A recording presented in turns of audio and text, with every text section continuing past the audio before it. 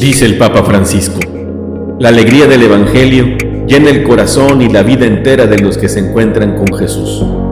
Quienes se dejan salvar por Él son liberados del pecado, de la tristeza, del vacío interior, del aislamiento. Compartimos con la alegría del Evangelio la homilía de este domingo. El Señor esté con ustedes. Y con tu espíritu. Lectura del Santo Evangelio según San Marcos. Gloria a ti, Señor. En aquel tiempo Jesús fue a su tierra en compañía de sus discípulos. Cuando llegó el sábado, se puso a enseñar en la sinagoga, y la multitud que lo escuchaba se preguntaba con asombro: ¿dónde aprendió este hombre tantas cosas? ¿De dónde le viene esa sabiduría y ese poder para hacer milagros?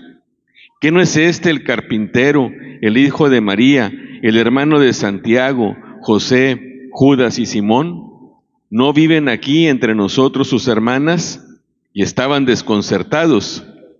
Pero Jesús les dijo: todos honran a un profeta, menos los de su tierra, sus parientes y los de su casa. Y no pudo hacer allí ningún milagro.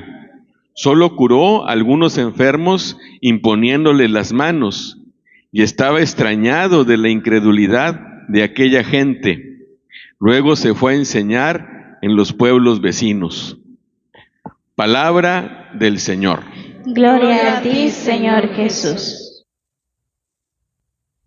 Pues todos sabemos que Jesús creció, se crió en Nazaret, aunque nació en Belén, cerca de Jerusalén. El resto de su vida se la pasó, después de que regresaron su papá, su mamá y él de Egipto, allá en Nazaret, en el norte. De hecho, Jesús así era conocido: Jesús de Nazaret, o solamente el Nazareno. Y cuando él empieza su apostolado, no lo inicia en Nazaret, lo inicia en otra ciudad que está cerquita, que es Cafarnaúm, en la orilla del lago. Hemos escuchado estas semanas cómo Jesús cruza de un lado al otro del lago, y ahí tenía, por así decir, su base de operaciones, y de ahí salía a distintas poblaciones. Y hemos escuchado, por ejemplo, la semana pasada, que a final de cuentas Jesús tenía mucho éxito. ¿Se acuerdan cómo la semana pasada el Evangelio nos decía que la gente apretujaba a Jesús? Cuando aquella mujer toca su manto, Jesús pregunta: ¿quién me tocó? Hasta los discípulos medio lo regañan. Pues ¿qué no ves cómo te están empujando y todavía preguntas quién te tocó? Porque la gente se le juntaba y había hecho milagros prodigiosos. Simplemente esta semana, ¿recuerdan la semana antepasada cómo calmó el viento y el mar? Volvió una gran calma, dice el Evangelio. Y la semana pasada estos dos milagros también estuvieron buenos. La mujer que tenía este padecimiento de flujo de sangre, y también la resurrección del hijo de la hija de Jairo. Y aunque todavía no había redes sociales, ni WhatsApp, ni nada de eso, de cualquier manera las noticias llegaban a Nazaret y escuchaban que Jesús predicaba acerca del reino, que lo hacía en forma de parábolas y que la gente lo escuchaba con mucha atención. En Nazaret, en su pueblo, escuchaban también acerca de los milagros que él hacía. Aunque las noticias no todas eran buenas, porque también llegó la noticia a Nazaret de que Jesús estaba loco. De hecho, al inicio casi del Evangelio, llegan los parientes de Jesús justamente por eso, porque estaban preocupados. Y hasta hoy, en el Evangelio que hemos escuchado, Jesús regresa a su pueblo. No había ido. Era la primera vez que regresaba desde que empezó su vida pública.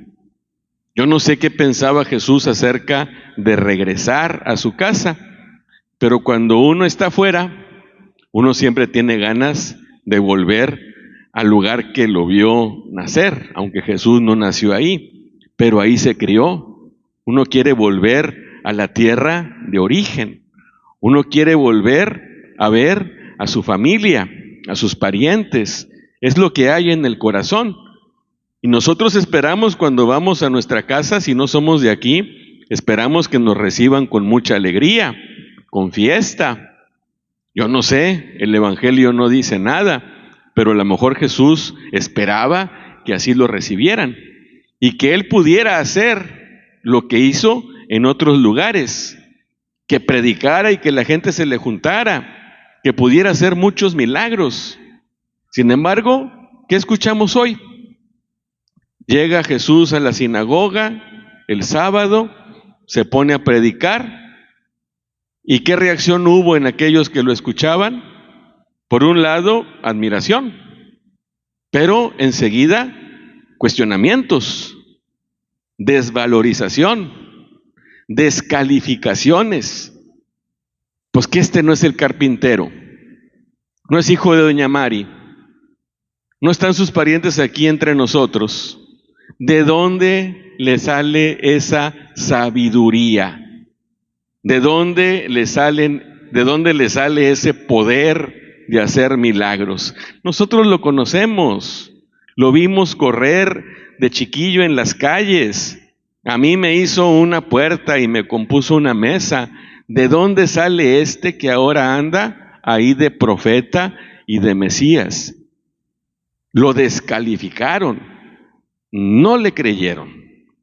¿Qué habrá sentido Jesús ante la indiferencia, ante el juicio, ante el rechazo de sus parientes, de sus paisanos, en el lugar en donde se crió y al que seguramente tanto amaba? Dice la palabra de Dios que Jesús se asombró de que toda esta gente careciera de fe, fueran incrédulos. Es una afirmación fuerte, incrédulos. Fíjense cómo, y este detalle es muy interesante, cómo Jesús seguramente se desilusionó y se entristeció por eso, porque la gente a la que esperaba que lo recibiera bonito, lo recibe sin fe. Era su gente más cercana. Y lo mismo había pasado hacía unos días. De entre todos sus discípulos, Jesús ya había escogido a sus 12 apóstoles. Con ellos estableció una relación de amistad, de cercanía, de cariño. Y cuando van en la barca y lo sorprende el viento y las olas, y estaba dormido, ¿se acuerdan cómo lo despiertan y le dicen: ¿no te importa que nos hundamos? Y después que hace el milagro y que calma el mar, Jesús les dice algo también bien fuerte: aún no tienen fe. Y eran sus discípulos, eran los apóstoles, eran los más cercanos, aún no tienen fe. Y lo mismo pasó con sus parientes y sus paisanos. Se asombra de que no tuvieran fe. De quien más Jesús espera es quien más lo desilusionan. En cambio, la mujer, cuando va y cree y tiene confianza de que solo con tocar su manto va a quedar sana, y que Jesús experimenta esa fuerza curativa que sale de él, pregunta quién lo ha tocado, se acerca a esta mujer temblando y con miedo y le declara la verdad. La palabra que le dice Jesús a ella es muy bonita: tu fe te ha salvado. Y cuando van a la casa de Jairo y le dicen: ya se murió tu niña, ya no molestes al maestro, le dice Jesús a Jairo: no tengas miedo, ten fe. Tu hija no está muerta, está dormida. Y Jairo tuvo fe, tuvo confianza, se fió de la palabra de Jesús, igual que la mujer, se fió del poder de Jesús y con fe se acercaron a él. En cambio, los discípulos en la barca y sus parientes y paisanos en su pueblo no tenían fe. Y dice el Evangelio que no pudo hacer milagros, que curó solo algunos enfermos. A mí me admira mucho, y lo conecto claro con la primera lectura, cuando le dicen a los profetas: mira, tú ve, tú predica la palabra de Dios.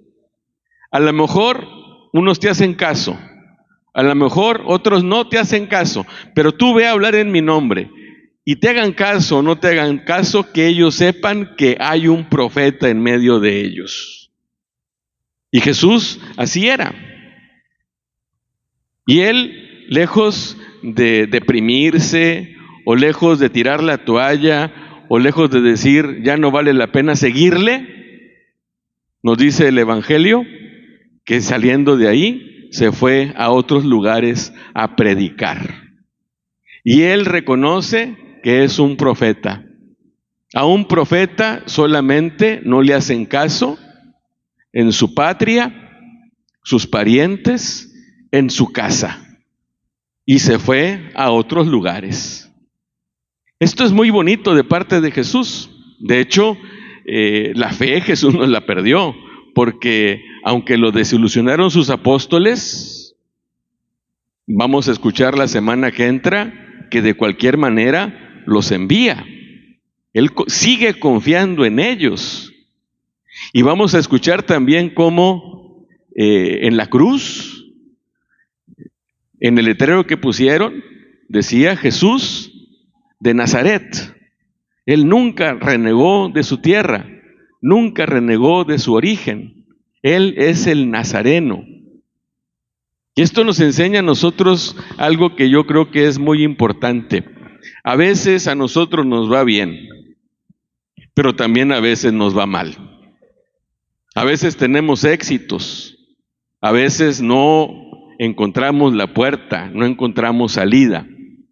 Cuando las cosas van bien y todo funciona, estamos contentos, pero cuando las cosas van mal, pueden venir tentaciones y pueden venir situaciones que nos hagan desistir, que nos echemos para atrás, que tiremos la toalla. Hoy, ¿qué nos enseña Jesús? Nos enseña Jesús que en medio de los éxitos y de los fracasos hay que seguir adelante. Hay que seguir adelante. Él, aunque se puso triste y se desilusionó, no abandonó su misión. Él sabía su vocación de profeta y la siguió cumpliendo hasta el final. Después le fue también, pues muy mal, porque sus apóstoles lo abandonaron, recibió un juicio injusto, fue torturado, fue ejecutado, murió. Pero Jesús, hasta el último suspiro de su vida, fue fiel a la misión que el Señor le confió. Y creo que eso es una gran enseñanza para nosotros como personas, como individuos, y también a nosotros como comunidad cristiana, como sociedad. ¿Qué más diéramos nosotros porque todo saliera siempre bien? Pero no es así. A veces nos sobrevienen dificultades y tenemos la tentación de dejar todo. Y claro que no, en el matrimonio hay cosas bonitas, pero también hay cosas feas. Y el Señor nos llama a conservar nuestra palabra y a luchar por nuestro matrimonio, a luchar por nuestra vida familiar.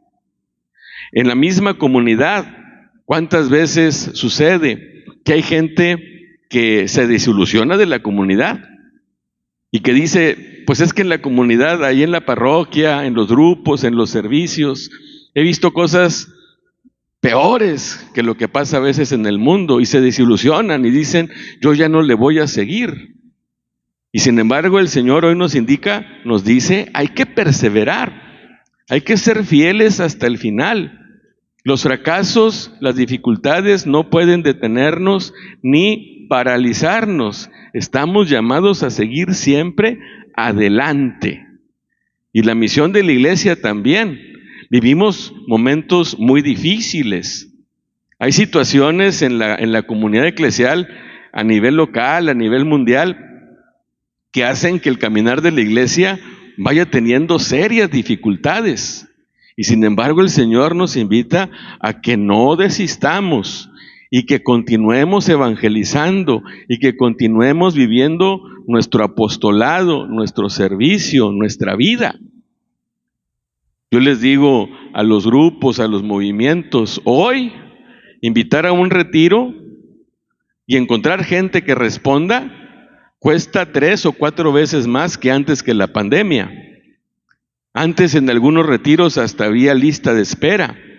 Ahora los movimientos andan buscando por todos lados quien quiera aceptar la invitación de vivir una experiencia de evangelización. Y eso puede hacer también que nosotros caigamos en la tentación de desistir. Sin embargo, hoy Jesús nos dice, no, a veces nos va bien, a veces nos va mal. Hay que seguir adelante. ¿Se fijan cómo esta lectura puede ser aplicada de muchas maneras? De muchas maneras. Ojalá que esta palabra que hemos escuchado, si alguno de nosotros anda desanimado en algo, si alguno de nosotros está queriendo desistir de algo, no se deje. Escuche la palabra del Señor, tenga ánimo y retome la actividad. Siga adelante, no se eche para atrás.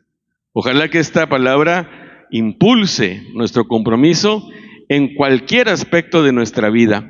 A veces hasta nos desesperamos de nosotros mismos porque parece que no avanzamos, que no crecemos, que tenemos siempre las mismas dificultades. Incluso cuando las dificultades las tengamos en nuestro interior, hoy el Señor nos invita a que no desistamos, a que no nos echemos para atrás, aunque padezcamos desilusiones, como Jesús hoy nos enseña.